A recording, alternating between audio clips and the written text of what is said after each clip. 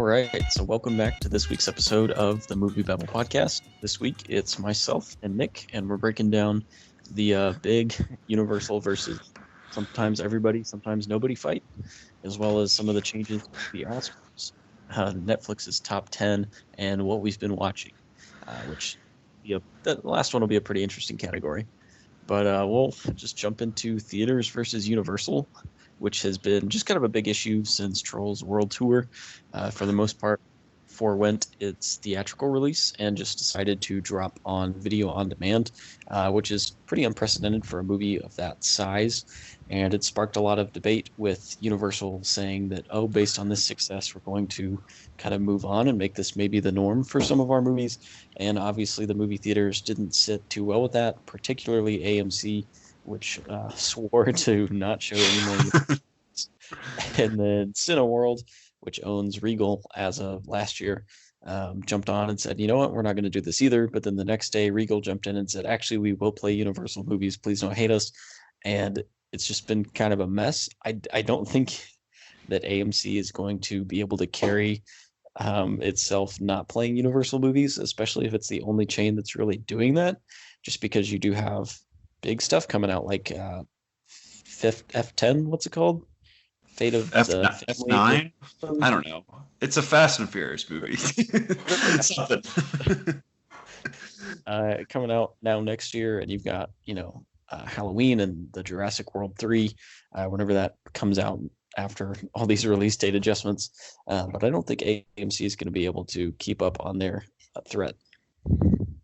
Oh, yeah, there's no way. Like the theaters and all of this, they basically have no bargaining power whatsoever. Like their margins have been going down for years, and like this is no secret. Like theaters are struggling really bad, and there are a lot of them are closing around the country, which is unfortunate. But I think a lot of this is just like them being like, well, we see like with them and Trolls World Tour being a success on VOD, and Universal being like, hey, like we think this is good for our business moving forward, that they kind of just see like their end maybe at some time in the future. So this was definitely a lot of them just being like, hey, like we can't let this happen. We need to do something radical.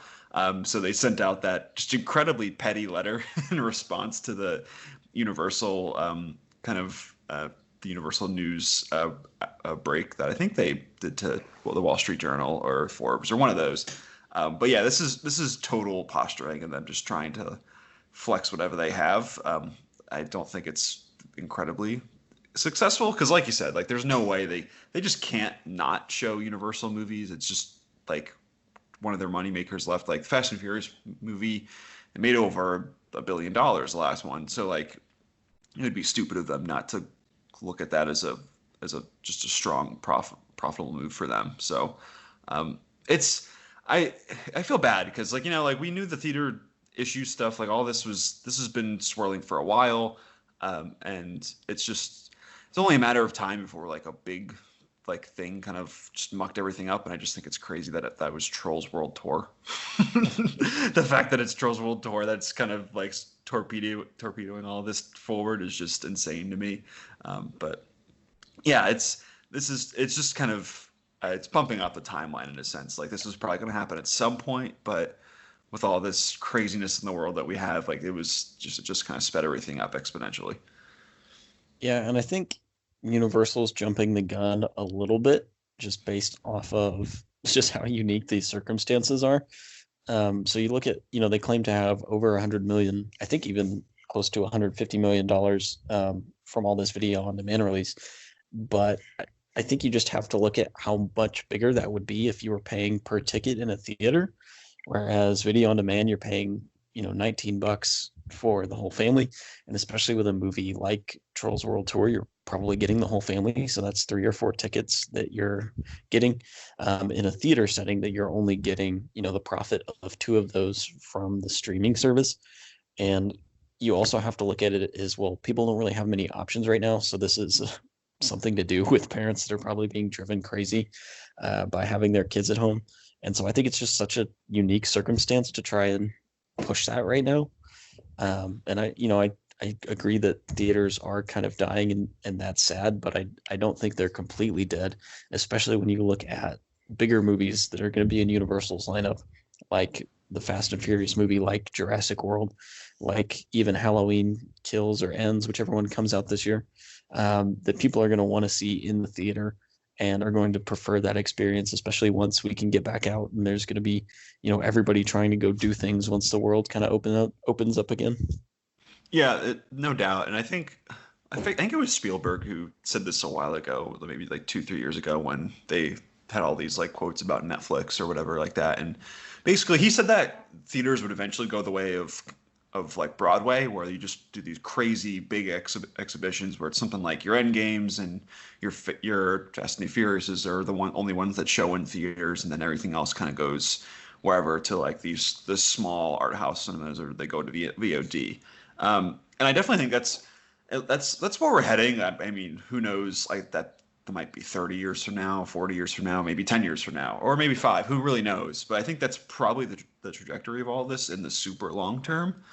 But yeah, like you said, like I don't really like trust like anything that any of the numbers that I would get as a company like during this crazy time. Like the way I would look at the Trolls World Tour numbers is like, oh, thank God we made some money off of this, and this is like very beneficial to us in the short term when we have to worry about like keeping salaries and not laying people off. Like being successful in this time is really good, but like yeah, like you said, there's like nothing going on at this time. Like Tiger King was insane because we had nothing else to talk about, and it was a sort of a crazy doc that everyone latched onto. And I feel like this was like, yeah, like parents, a lot of this was like, oh, thank God we have like stuff to show our kids, and like they can just leave us alone for a little bit. Yeah, like, and there was like numbers about The Hunt, which didn't do particularly well on VOD, and I mean a lot of that was because it was in theaters for a little bit, and there's definitely other extenuating circumstances because that movie just moved release dates and had a whole controversy and everything like that. But that movie didn't seem to do well. Yeah, I think it's way too soon for Universal to be like, all right, we're gonna put all our stuff on VOD and it's going to be $20 and we're all going to do well. Like it's definitely premature. Yeah, and I think AMC is being pretty rash in trying to basically just step up to Universal like that, especially when AMC's just been in talks of trying to figure out how they're going to survive the summer, just due to everything going on and like what options they have so they don't go into bankruptcy. And just to try and square off with Universal, which is a much larger organization that's not really feeling as much heat right now, was a really dumb business move, especially to do it so boldly.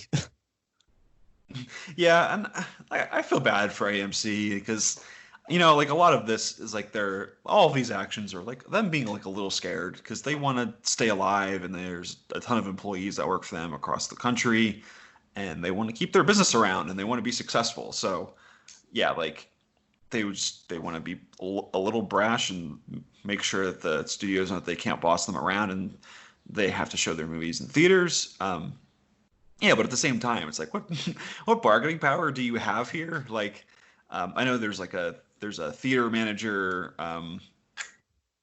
group that kind of works with studios to work on windowing and what's the profit sharing and everything like that. And there are a lot of talks there, but this is definitely kind of just like a last resort thing by AMC, just being like, hey, like we need to survive, so we're prepared to do anything to let that happen. But yeah, I don't know if it was particularly successful, so we'll see. Yeah, and I think if they had more theater chains kind of jump on board and be like, you know what, yes, we're gonna agree. But the only chain they had that said, yeah, we're gonna do it, the American branch of that chain was like, no, we're not doing that. So I think they'll just kind of quietly retract here in the next few weeks, and especially once theaters actually get to opening. Yeah, no doubt. They'll reach probably some quiet agreement, and yeah, like you said, Regal already just came back and was like, yeah, sorry, like we're gonna let Universal movies, and that's probably gonna happen with AMC at some point. Because yeah, like you said, they just want money. Like they want to show these very successful movies and bring people out to the theaters. That's because they make all their money off at this point, basically off of concessions and everything like that. So anything they can do to just improve their profit margins is just ideal to them. So yeah, we're gonna my guess is within the next week or so, we're going to see some kind of retraction or maybe some sort of deal in place between AMC and Universal to make this work, because it's definitely not going to stay where it is right now. Yeah, I was a little nervous for a day because Regal and AMC are the only theater chains in my town, and so I was like, I'm not gonna just have Universal movies here anymore. And but then fortunately Regal backtracked, and that's where we are. Yeah, it would be bizarre. I'm not a crazy fan of the Fast and the Furious movies. I like some of them. Some of them are pretty good. Probably Fury 7 is probably like the best example of what those movies can be. But it would be very, very strange to just pop that in on my TV at home. I mean, like I know at home setups for everybody are getting better all the times, but it just feels weird not being able to see that on a big screen, or just not having theaters play that. That's just very bizarre to me. Yeah, and I mean, the experience is definitely different going to the theaters. And I think, unless you are somebody that has like a family and that's a big issue to try and get everybody to the theater, I think most people would agree that they'd rather see things blow up in IMAX than see things blow up on their TV at home with, phones out and dogs barking and people running around. Yeah, there's no doubt. Like you go to those for like the Fate of the Furious, Jurassic Worlds, all those. Like you go to see them on the biggest screen and just shove popcorn in your mouth and just get blown away by the crazy sound systems. Like that's what those movies are best for. So yeah, there would be. I agree. There'd be something lost there if it was just at home and you just see Vin Diesel grovel about family while you're staring at Twitter and things like that. It doesn't work. And I think I know there's so many fans of those movies that there would be something lost in some kind of fandom. Part of fandom would be lost if we were all just kind of silent and watch them at home, which would be kind of a bummer. I mean, like I said, I'm not the biggest fan of these movies, but for people who do love them, it would feel like kind of cheap to not be able to go see them in theaters. Yeah, and I think it'll ultimately come down to Universal is going to see a lot more profit from the theater, just the way like that organization is set up to charge you for movies, because you're paying for individual tickets and not this kind of in mass streaming price that you would have if you did release everything on video on demand. Yeah, and like I feel like Trolls World Tour, that the budget of that movie was right around 90-ish million, 95, max 100.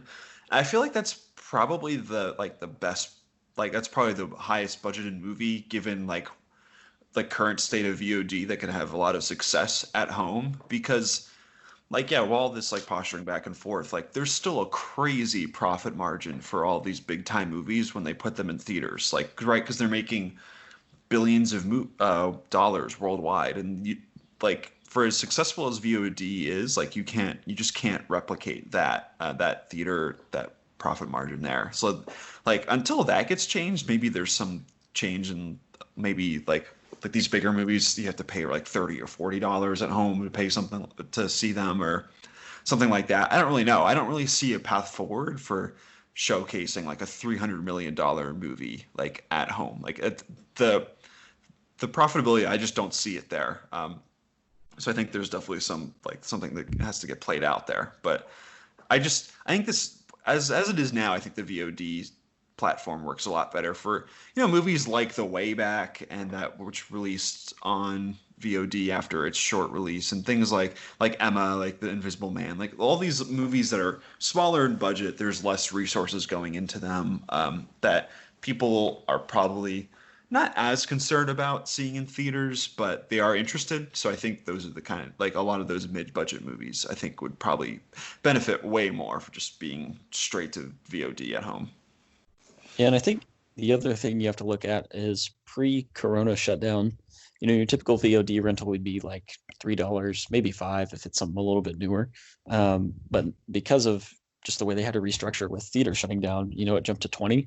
And I think people are okay with that now because, I mean, there literally aren't other things to go do. So you might as well spend money on something else.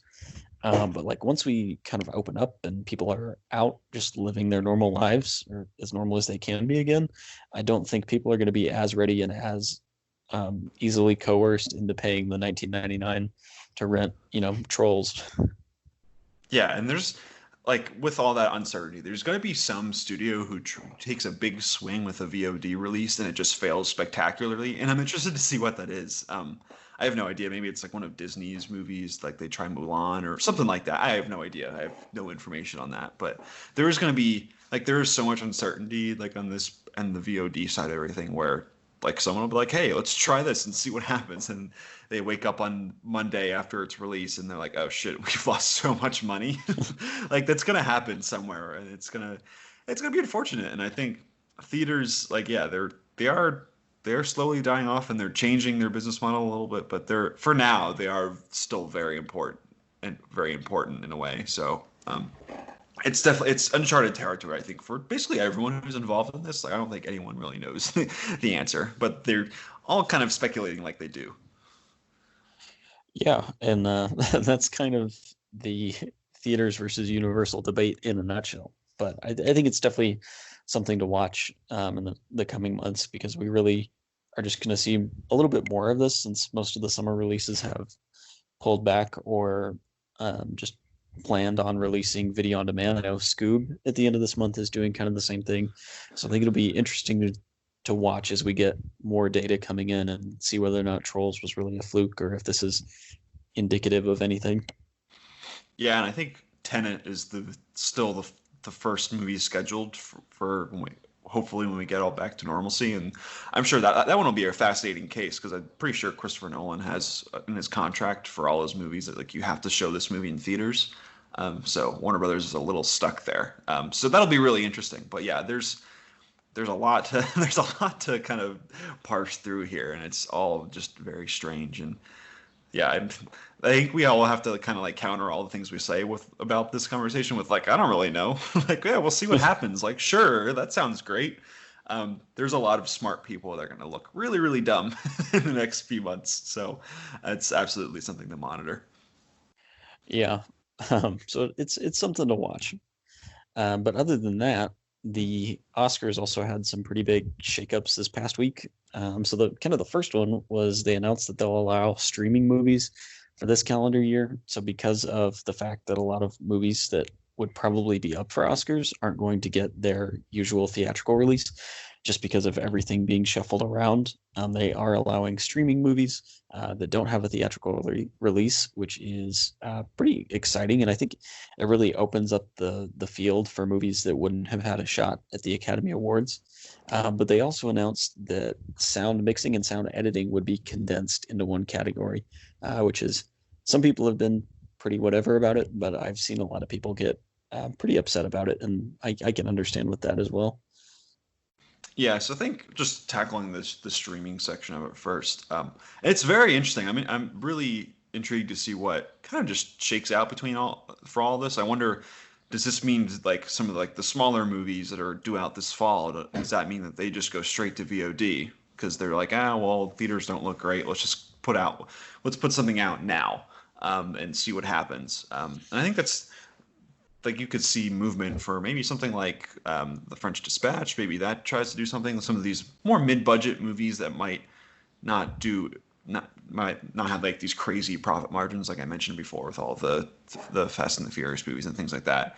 So I think that's really interesting and just a strong possibility. But other than that, like, I don't know about you, but do you see like, I don't necessarily see like the Oscars now like, okay, we're gonna be really interested in a horror movie that was on streaming, or I don't really see them like, do you see like them allowing streaming movies to be eligible? Do you see that as like, oh, we're gonna kind of like pay attention more to more of these experimental and genre movies, or do you see them just kind of going back to what they normally do when they praise movies that are quote unquote like unimportant? Yeah, I think it opens the door for some of these smaller movies to get in, but I don't think we'll see just a ton of it. I think the movies that they've kind of already pegged to be Oscar movies next year are probably still going to be what's on slate. But I do like the idealistic thought that maybe some small indie movie could sneak in there somewhere. Yeah, that'd be really cool. I would love to see Saint Francis Best Picture winner. It would just be so great to me. But yeah, I think a lot of this, though, like through all the uncertainty, I think they'll be a little nervous and probably just pick a safe choice And knowing the Oscars, I mean, so Moonlight wins in 2016, then we get The Shape of Water and Green Book, and then we had another really cool pick this year in Parasite, obviously. So I wonder, like, if there's going to be some sort of like, all right, we did something weird, so let's go back to basics here. And I wonder if streaming just allows them to just kind of hone in on some of the more classic Oscar choices. I don't know. It's really interesting. I feel like the big winner in all this is David Fincher's Mank, which is supposed to come out later this fall, which is obviously about Herman Mankiewicz and his battle with Orson Welles for screenwriting credit on Citizen Kane. And it's just that logline alone just screams Oscar movie, where it's just this movie's it's about movies, it's about Hollywood, the movie's gonna be in black and white. It seems like that's kind of like the big winner in all of this because it hits all the beats. But and it's a David Fincher movie, so it's probably not gonna. My hope is it's not gonna be like the really boring Oscar pick that when they just love they love movies that are important but they aren't really important. My hope is that David Fincher does something a little more with that, but I see that as the kind of the big winner here. Yeah, and I think the movies that are getting released in the usual Oscar window in, kind of September through December, basically, are going to be pretty untouched by all the rescheduling. I mean, they're going to have a more crowded box office, but we're not seeing those get pushed back or moved around quite as much. And so I think we'll still have, kind of the same slate as we would have before. I would like to believe, again, that this would make a huge impact, but I don't think it's really going to change anything. I think it just helps movies that are kind of being slighted by the current shift. So movies that would have released here last month in April or now in May or even June and July that wouldn't have hit the window. It just gives them a little bit more opportunity to be represented since they couldn't follow through on theatrical releases. I'm curious, do you have a pick, like if you had to choose something from this first half of the year, do you see any of the movies that are released as being like sort of like a sneaky possible Oscar movie now that all this has changed, or do you not really see anything at all? Sonic the Hedgehog. First, no, I don't know. There's nothing that's really struck me as, because there are a few things that I saw at Sundance that I'd be like, yeah, I could see that, just based on stuff that's come out. But I haven't really seen anything. I feel like The Way Back would get it just by default because there haven't really been that many Oscar-y movies yet this year. But I don't see anything that really stands out that I'd be like, yes, I need to see this in the Best Picture race. Yeah, me either. Maybe, I don't know. If I had to guess, maybe like at the very least, like Elizabeth Moss for Invisible Man, the Best Actress nom, maybe. But even that, it's like, it's a horror movie. Like Oscars are like, oh, what is this? I just like my period pieces about things that are about white people doing things. Like, I don't really know, like, if that really works with them. It's tough. Yeah, like The Way Back does seem like it's like the one sort of Oscar-y movie where it's a movie star dealing with like just troubling issues, and it's just like it's very straightforward, and I like that movie a lot, but it does seem like that's kind of like the most tailor-made for this. But yeah, other than that, like I'm trying to think if there's any like Netflix movies I've seen that are like that could work for this. Maybe Tiger Tail, because that was kind of a big deal for Netflix when that movie released, and that's a pretty solid sort of indie-ish movie about the immigrant experience that I think could sneak in there maybe. Other than that, yeah, I don't really see much, which is kind of a bummer. But yeah, let's just pray for Sonic the Hedgehog to win, or Bad Boys for Life, or Birds of Prey. I think really where we'll see the most change is going to be with visual effects, because now that all these blockbusters have been pushed into next year, you do have movies like Sonic or even like Birds of Prey that probably wouldn't have stood a chance in the final visual effects face-offs, or just in effects in general. That'll probably get a little bit more recognition, and that'll kind of extend to makeuping and just kind of those more technical categories in the Oscars. Yeah, that's very true. I could definitely see a lot more below the line stuff now that you mention it. Like Birds of Prey, that makes a lot of sense for like costuming and like makeup and hair design. That makes a lot of sense. Yeah, maybe Sonic. They might be like, all right, we we see what you did there. You had to go back to the drawing board for the CG to fix Sonic. So like here, good job. Here's your visual effects award. I don't see that, but that would be hilarious to me. And now I really want it to happen. But yeah, like you could see like a couple of these sneak in as like sort of, I don't know, Bad Boys for Life visual effects. Who knows? Yeah, it'll be interesting to watch. And then sound mixing and editing. I feel like I understand why they combine them, because I don't think most people really most people really care to really seek out the difference between the two. But I do understand that you are dealing with different collaborators. So you have the people actually creating the sounds versus the people putting everything together and balancing everything. So I think you're not necessarily slighting the movie, but you're definitely slighting the people behind the movie by doing that. Yeah, I feel bad because like it's like the one chance that these people get get to shine and like have their speech and get rewarded for all their hard work. It's kind of a bummer in that sense. But yeah, I do understand like all of the extenuating circumstances around it. Like there's been a big push for forever for the Oscars to shorten their telecast, and because they have like movies or shows that they're trying to show after the award ceremony's over that they want like a lot of viewers for, and they don't want it to go on too late, things like that. And yeah, they're just trying to find creative ways to just shorten everything up. And I mean, I get it too. Like there's always a moment like every like February where I'm like, oh shit, wait, which one's editing, which one's mixing, and I have to like refresh myself. So yeah, like no one, like out of all these, like I feel like that it makes the most sense if you're gonna have to condense one of these categories that they have. I certainly like if it was up to me, I would just have like 80,000 awards, and the award show would take like 10 years to get through. You have like all these crazy things, but I understand for their perspective where this makes the most sense. But yeah, I feel bad for like the lone sound mixer who can't have his speech and everything. That makes me a little sad because they're always like the happiest because they're like, oh my god, I won an award. I miss that. Those are like the fun little things I see in the Oscars, but I get it. It makes a lot of sense to me. Yeah, and that's kind of my thing, is I understand why they did it, but I'm sure it'll probably come up more as we get closer to the Oscars.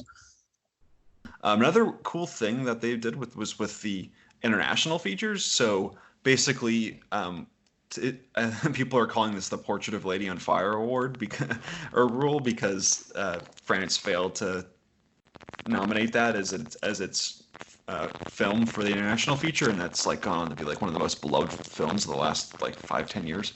But basically, like they're changing the system around that so that that the Academy members are more voting on the best ones instead of having one come up from each country. But yeah, that's just a cool little tidbit that I appreciate them doing, because it'll just be able to show more films and just the ones that we like more. So good on them for that one. Good on you, Academy. But we'll move on to the top 10 Netflix movies. So I'll just run through a list of those, and we can touch on some of the movies that are noteworthy to us. So the top movie in the US this week was Dangerous Lies, which was a new release for them, followed by Extraction, which released last week, so still pretty recent. And then All Day and a Night was number 3, which was also a new release for them. Den of Thieves, number 4. Number 5 was Murder to Mercy, which is a new documentary for them, the half of it at number 6, which is also new for them, followed by The Willoughbys at number 7, which is recently new, which is also a Netflix original. And then Despicable Me in the number 8 spot, followed by Django Unchained in number 9, and number 10 is Battle Los Angeles.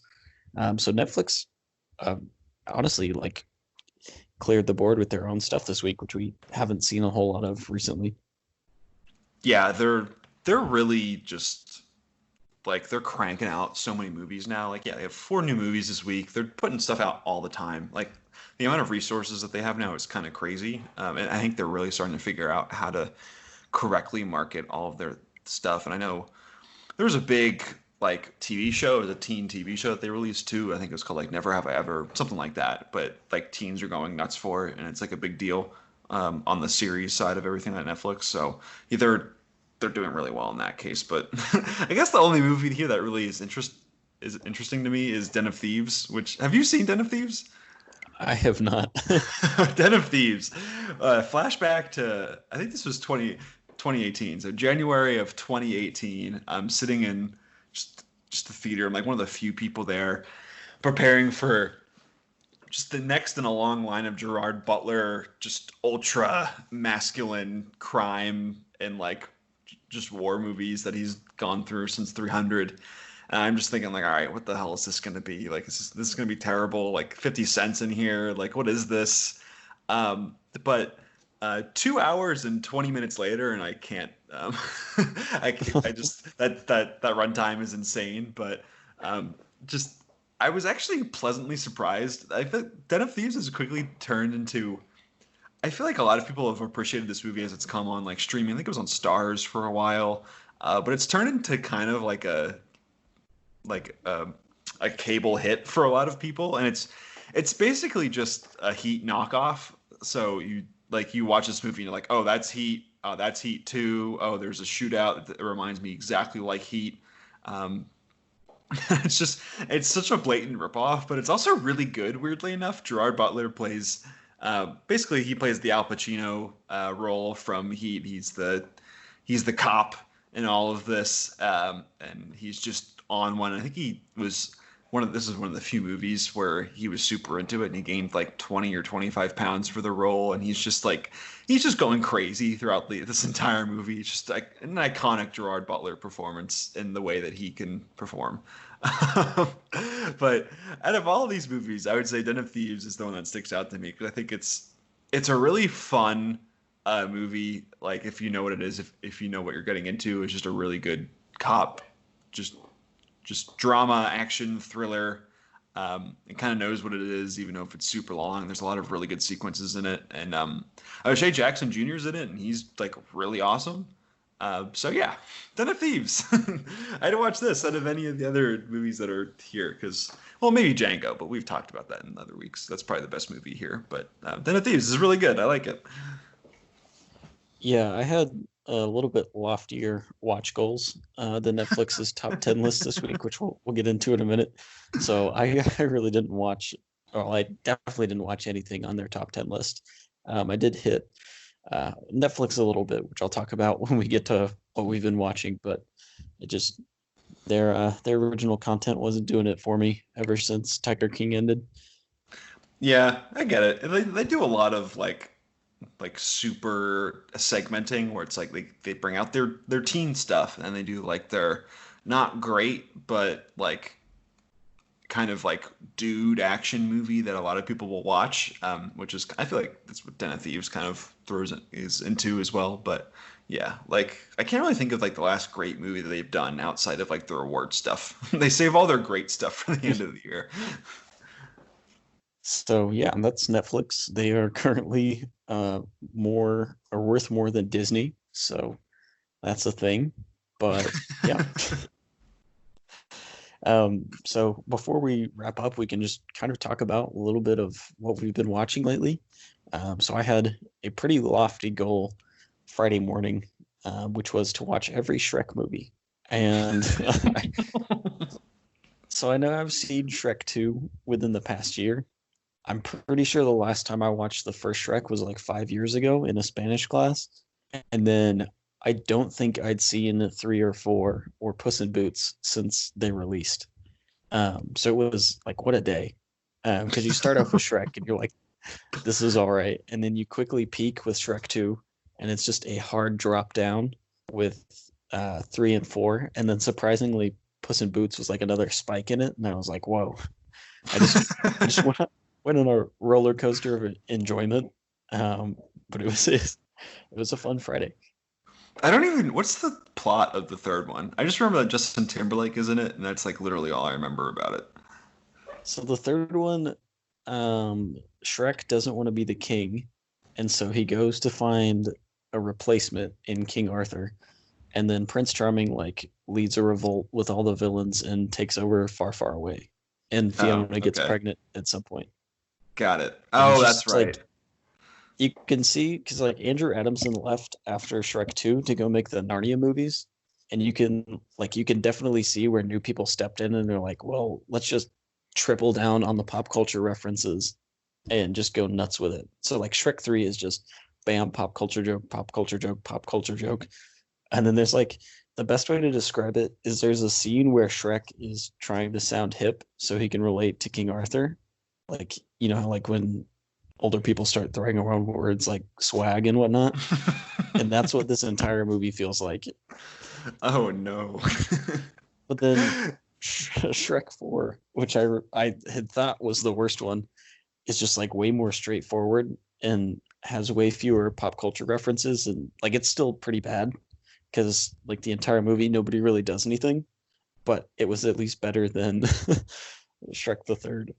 That's Rumpelstiltskin's the villain in that one, right? And there's like a time travel element. I don't even remember that one much either. Yeah, so that one Shrek wants to be scary again. So he gives away one day for so he can have a day like if he'd never met Fiona. But then he gets tricked and he gets caught in this world where he never experienced the events of Shrek 1. And so it's just like this little adventure of him trying to get Fiona to fall in love with him again. And then Puss in Boots gets the Fat Thor gag and it's just like a little ball. And like it was fun, but there's just like nothing happening the entire movie. I took a girl on a date to Shrek 4, so that kind of tells you where I was at, adolescent Nicholas over here, just taking girls to go see Shrek 4. Was it the first date though? It was the first date. Just a weird time for me. Not a time I want to return to. That's my only memory of Shrek 4. So like I grew up like right in the peak of the Shrek era. Like I think Shrek 4 is probably the earliest theater memory or Shrek 2 is probably the earliest theater memory I have. And like that time where everything like ketchup and Oreos and everything were colored Shrek green for like promotion for Shrek 2 because it was just in the middle of Shrek Mania, and then like Shrek the Third came around when I was getting into my teenage years and I was like, yeah, I don't really care about this anymore. And like I barely remembered anything from Shrek 4, Puss in Boots. Yeah, so Puss in Boots is actually good because I've never actually seen it. It's really irrelevant, but it's just like this nice little hour and a half adventure. And like I thought the action scenes in it were a lot of fun, and it's just like a chase, and there's some pretty good visual gags because it's basically just they put Antonio Banderas and Salma Hayek in like a PG Desperado, and they just have fun with it. Look at that, 86% on Rotten Tomatoes. Good for you, Puss in Boots. I never realized that was actually like considered a decent movie. Yeah, like I had almost no memory of it, and so I went in and I was like, I'm pretty sure this is kind of a bad movie, right? And then I was like, whoa, this is way better than the last two movies I watched.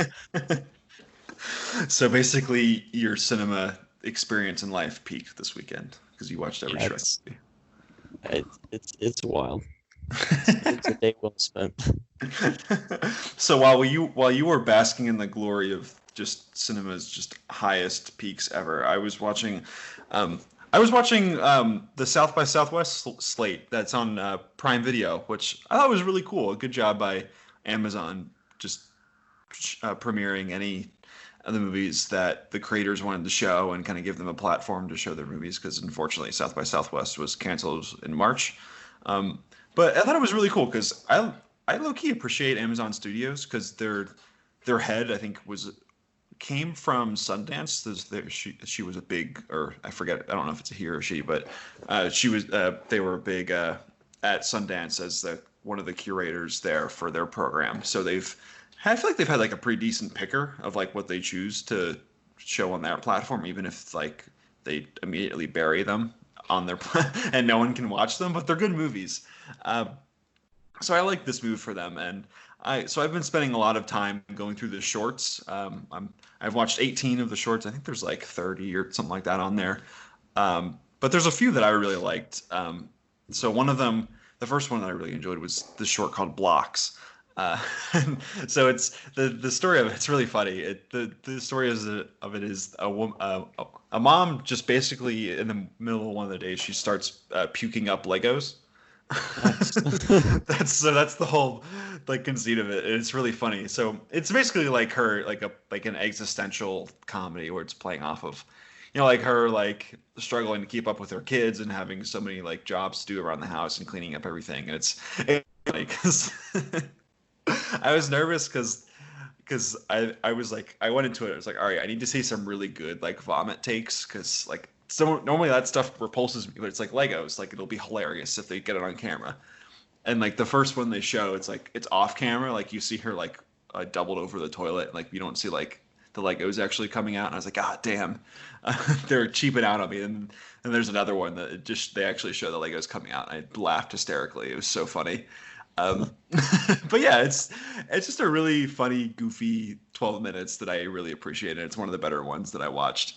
But then another one I really appreciated was this one called Figurant, which stars Dennis Levant, who people will probably know as the main dude from Holy Motors, just a really good art house actor. And this one was really interesting. I think this is probably my favorite of the group that I've seen because it's basically, I feel like it's one of the few that uses the short film like timing and just the constraints of this part of the medium to its full effect because it's basically a really short microcosm of what it's like to be a soldier, where like he's just like some guy. He has no dialogue in the entire movie, and then they explain what a figurant means at the end. They show like the dictionary definitions, but he has no idea what he's doing. He's kind of out of it, and he goes to this like warehouse, and they're like, "All right, take off your clothes, put on this uniform, and all this stuff," and they're like throwing him around and. Like, all right, throw your stuff in a bag and we'll take care of it. And later he gets the bag back and it's just not his stuff. But like it's basically like they prepare you for war like in a very hastily, and then they go out into a field and basically just simulate war for a little bit. And they just at the end of it they just take you like they bring you back in and they kick you out and that's it. And I think that's a really good just show of just war and kind of how people are treated sometimes. I thought it was really, really brilliant, and Danny Levant is really great. It's just kind of like this older dude who just has no idea what's going on. He's just so confused throughout of it. So I really like that one. And then the last one I watched as part of the short program was this. It was a doc with a few like reenactments in there. It was called Modern Horror, and it's about a sex worker who's recounting a lot of her experiences that she's had with clients.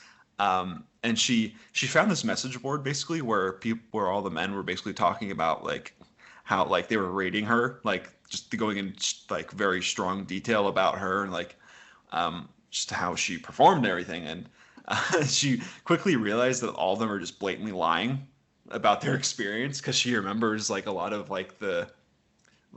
just like the little details of it. And like there was this one guy who was like, yeah, best sex ever. It was so great. And then she was like, she comes on camera herself and she's like, yeah, dude had erectile dysfunction. we just didn't do anything.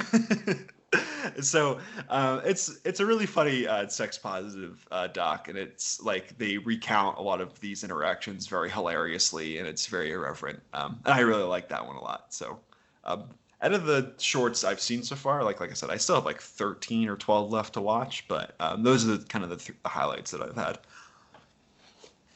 Yeah, I also watched some shorts this weekend, namely Shrek in the Swamp Karaoke Dance Party and Far, Far Away Idol, which is just A1 content. Which was better out of the two? Far, Far Away Idol, because Simon Cowell just shows up and is like a huge part of that one. I totally forgot about that. And I remember that from my childhood, because it was like if you don't vote for anybody, he'll stand up and like, I'm the winner, and then he'll sing a song like after all these Shrek characters have just gotten up and sang. That's so funny, because I was right in like the heyday of American Idol, right, when that came out. So like Simon was like the biggest deal in the world. Yeah, this was where like this was pretty pre-meme, but this was like he was everywhere. I never watched the show, but I knew exactly who he was and like what his personality was and what he sounded like. I feel like Shrek in general is just the beginning of memes. You know, I mean, Yeah, like it's like Shrek's love is like be taken on a life of its own, but I feel like we all like watch that and we're like, this movie gets us. All us memers out there. I talked about it in my little letterboxd review, but I think like Shrek is almost on the same level as Star Wars, where like you can't really measure how big of an impact it's had on pop culture because it's just everywhere. Like there hasn't been an actual Shrek movie with Shrek in it for 10 years, and like he's still all over the internet, and it's just growing and growing. It's so true. It is kind of crazy when you think about it, where like out of all the movies, like Avatar, one of the biggest movies ever, like no one talks about that. And the last movie, that was about a decade ago that came out. And then we have Shrek, who's just like half the movies are decent and that's kind of it, but it's just such a singular idea that it worked out really well. That's really funny. But I think it's a perfect segue to what I wanted to talk about next, which was the one feature length film that I got to watch from the South by Southwest slate on Prime yet. I hope to get through most of them after I finish all the shorts. But the one I watched, the title of it is TFW, No GF, which of course is the Wojak meme where it's that feeling when no girlfriend. So basically, this doc is all about. It explains the beginning of the Wojak meme, which I mean, everyone's probably seen it, where it's just kind of like the scribbly drawn dude who's just kind of looks sad and depressed.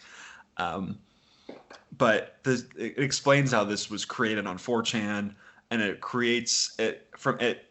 It takes that end of as point A and leads to basically it follows a bunch of disaffected men who just are just on Twitter and 4chan all the time, who just are struggling with loneliness, and it tries to connect the two, like the meme culture and hyper satire with all of like just like loneliness that a lot of young men feel, which is a really interesting idea, and it's really funny because like when Joker was coming out, there were so many jokes about like, oh, the people that are going to see this movie, and there's a sequence in this documentary that discusses like discusses Joker, and it discusses kind of when it like this guy had was trying to be funny, and he like made this tweet that got people scared in the media, and the police contacted him and everything like that. So it kind of goes it tries to dive into kind of like pseudo incel culture, because you talk about these guys, they ask them, it's like, hey, do you really think that you're involved like in incel culture? Do you think you're an incel? And they're like, yeah, not really, but we can kind of like, we feel like those are the people that take our livelihood or just our lives too far, which I thought was really interesting. But like the issue with this doc is it never once questions these people. So like they sit online and they make kind of horrible jokes, but all day, and like I'm sure you've seen, like they're basically just trolling at a really high level. And it interviews a bunch of people from around the country, and it never never questions them ever. Like why do you do this? Like why is this good for you? But it tries to just get you to empathize with them and show how lonely they are, which is kind of a bummer. It feels like it's kind of a baffling choice to not like question them at all on it. But so I can't really say I loved this doc, but I was really interested in it, and it kept my attention because I'm one for many spicy memes, and there's a bunch of, they're pretty good with, there's a couple things about the Prince of Zimbabwe in there, just Joker memes and Wojak stuff. It feels really current. It doesn't feel like it's like some 40-year-old trying to sound hip, like you mentioned before. But yeah, it's not very good because it does struggle with like how to tackle like how to dissect these people. But it's definitely really interesting, and I would recommend that you see it and then maybe make your own like interpretation of it. So what you're saying is this is my Black Panther. Basically, I'm shocked that actually never comes up that in the doc. I was so sure that someone was going to say it at some point, because you hear them talk, and it's like the most like what you would picture as these dudes who are just like doing these crazy memes on 4chan all the time. You would expect them to say that, but no, it never comes up, which was an oversight. That's the only reason I hate this movie, because they didn't say that. Yeah. Yeah, top that one. After my Shrek binge, I weirdly stumbled into like a Roman binge this past week because I started listening to this History of Rome podcast, and then I jumped into Caesar and Cleopatra on the Criterion Channel, and so I've had the Blu-ray of 1963's Cleopatra for a couple years because it was ridiculously cheap, and I was like, well, it's history, so I might as well own it. And then I just never had the initiative to watch it, and so I sat down to watch it yesterday. And so it's basically two different movies, because you've got one movie that's Caesar and Cleopatra, and then one movie that's Mark Antony in Cleopatra. And I think, like, if it was just that first movie, just the first half with Caesar and Cleopatra, I think it would legitimately like crack my top 100, because it's just a really great dynamic that the movie explores, and there's like a lot of epic and flash to it. But I just love the dynamic between the two. And then the second half just kind of sucks. Like Mark Antony just kind of comes off like Anakin in the Star Wars prequels. Oh no! And it's fun because you see like Rhodey McDowall, who I'd only ever seen under heavy ape makeup, plays Caesar Augustus, and like he was just a lot of fun to watch him just like get angry at everybody. But like, yeah, it doesn't feel very good, and it feels like another movie is starting. It doesn't really feel like the story's continuing, because what I kind of came to realize was that Cleopatra is probably the least important character in these movies. Like, yeah, she's in them, but most of the plot and story take place without her, especially in the first movie, and then even a lot of it in the second movie, where, yeah, she's in it a lot, and she's kind of technically the lead just because she's on screen quite a bit. But like, so much more of that movie is focused on Mark Antony, who really just wasn't established very well. And yeah, that's kind of my story thoughts on it. But you definitely see why was the most expensive movie ever made, because I mean, the set design and the action holds up really well for this being a 50-year-old movie. Like, I was just as into the like big chase scenes and fight scenes as I would be, if I were watching something fairly modern, because of all the money they poured into making everything look real and big and fully realized. Yeah, I look at something like Cleopatra, and it's like, oh yeah, I'll get to that at some point. It's a movie of importance in history. Like, it's probably necessary to see it at some point. But then I keep looking at that 4 hour plus runtime, and I just think like, ugh, that's. Let's look on Netflix for an 80-minute movie instead. Like, yeah, you definitely need to make sure you're ready for it and be into it, because otherwise you're just not going to have the drive. Like, I was so exhausted by the end of that movie, and by the end of the second movie, when I finished the first half, and it's big enough that you have to switch Blu-ray discs, which I've never had to do that with a Blu-ray disc before. But as soon as I switched the first disc in, I was like, yeah, that was actually really good. I'm ready to go. And then just all of my enthusiasm was sapped slowly out of the next 2 hour and 14 minutes of the second movie. That sounds painful to me. I'll watch Frances Ha again, which is like 82 minutes. So yeah, that's what I watched this week. And then now that I'm pretty much done with school for the year, I'm sure I'll just get into more crazy, weird Shrek-like binges. Maybe if I'm feeling up to it someday, I'll hit all the Rocky movies in one day. Oh, that'd be good. I feel like the slope downward is pretty consistent, right? Because you have like Rocky is the only one that was ever like critically loved, and then you have Rocky 4, which if you say anything bad against, you're just a communist.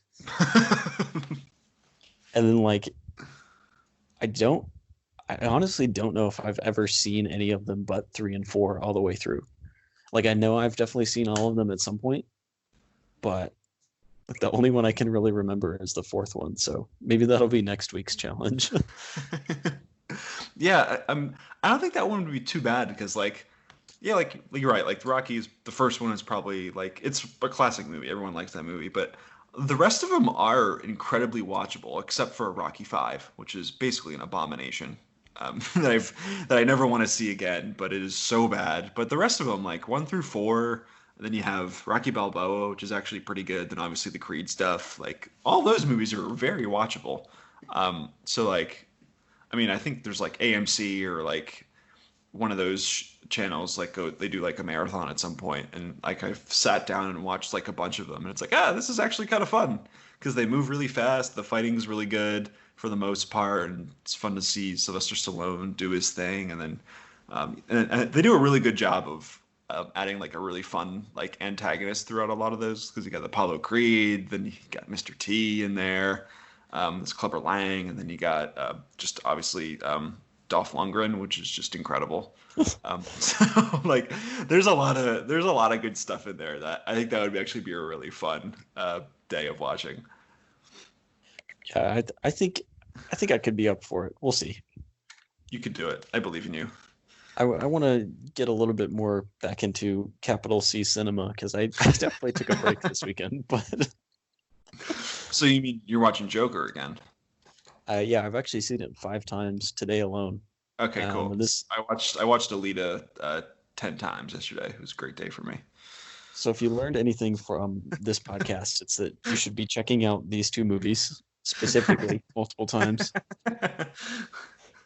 But I think that pretty much wraps it up. We'll be back next week talking about whatever craziness is going on. Maybe we'll see some more developments with Universal versus the theater chains, and we'll have more recommendations and plenty more stuff to talk about. So remember, you can always check us out online at MovieBabbleReviews.com, and we'll see you next week.